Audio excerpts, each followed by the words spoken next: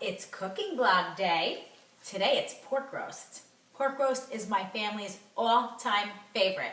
If I were to say to any of my kids, what should we have for dinner tonight? First thing they'll always say is pork roast. And it's not necessarily the pork that they love so much, but it's the apricot sauce that I make that goes on top. Pork roast is so easy to make because you salt, pepper, garlic powder it, put it in the oven, cooks for about an hour, sometimes a little less, sometimes a little more, depending on how much or how big your pork is. And then you just cook the apricot sauce, pour it on top, and it's heaven, sheer heaven. It's great to dip with bread. Everyone loves to dip some bread in it. This is just salt, pepper, and garlic powder. Loin is my favorite because there's very little fat on it. As you can see, it's just mostly the loin, very little fat, and it comes really delicious. They cook really quickly when you buy the loins. So while that's cooking, I'll get everything together for the sauce, and then we'll come back and I'll show you how to make the sauce. Quick and easy dinner tonight. Okay, the pork roast is done. Took about an hour, 45 minutes to an hour, depending on the roast and the size of the roast. The smaller loins usually take a little bit less time. If you make one big roast, it usually takes a little bit longer. I usually just determine if they're cooked by pressing on it a little bit. If it's, really, really mushy, then it's still probably raw. Make sure the juices are running clear through so you're not seeing any pink juices in the bottom. That's another good way for you to tell. But be careful not to overcook your pork. I can never forget my mother always telling me, oh, pork, you have to make sure you cook it good. And it was always dry and just too dry.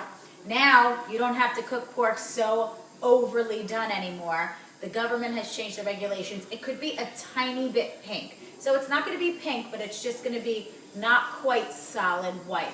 So I also have my handy dandy electric knife. This is Grandma Marco's. That's how I learned cutting from Grandma Marco. She used to make a roast every Sunday with gravy, and that's how I got my electric knife. Now, the next thing that goes is our apricot glaze. And the apricot glaze is really the best part of the pork roast. Of course, it's also the most fattening part, but it is what it is, and that's why my family loves it, because it's sweet and it's delicious. I use just apricot preserves. This is a large jar, it's 32 ounces. You can use any brand. I don't think it really matters. I haven't found one that is different than the other. I pretty much buy whatever's on sale. But I use about a half a jar, I'd say. If I was making another roast, I could use the whole jar. Put it in the pan, let it heat up, and then you're going to use your spicy brown mustard, soy sauce, a little bit of brown sugar, and if you need to, some water so that it's not as thick and it becomes more of a sauce. Now, I usually put about, I'd say 2 tablespoons, maybe a little more than 2 tablespoons, 2 tablespoons. Spicy brown mustard, I put less of. I would say about, let me try to measure, 1, 2, about 2 teaspoons. So I'd say 2 tablespoons of soy sauce, 2 teaspoons of spicy brown mustard. Brown sugar, you just add a little bit. It really doesn't need much because it's already sweet, but it just kind of changes the texture a little bit. Maybe a 1/4 cup to a 1/2 cup. And then I whisk it together. And you'll see, because it's a little bit thicker because of the preserves, you'll want to add a little bit of the water. Now, my kids also don't like these huge chunks, so half the time I spend an extra couple of minutes trying to get the little chunks of apricot from the preserves to be a little bit smaller. But you're going to bring it to a boil, let it simmer for maybe 5 minutes after it boils, and then we'll come back and I'll show you the finished product. Okay, now, pork roast is cut. Beautiful, beautiful little pieces because of the electric knife. Get yourself an electric knife. Great for a roast. And then we're just going to pour the sauce over top. Perfect for dipping.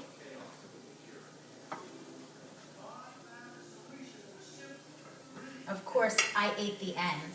When you cook, do you eat the end? There's nothing better than the end, I have to say. Mix it up a little.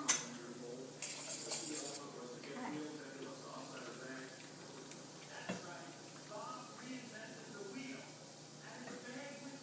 There's your pork roast.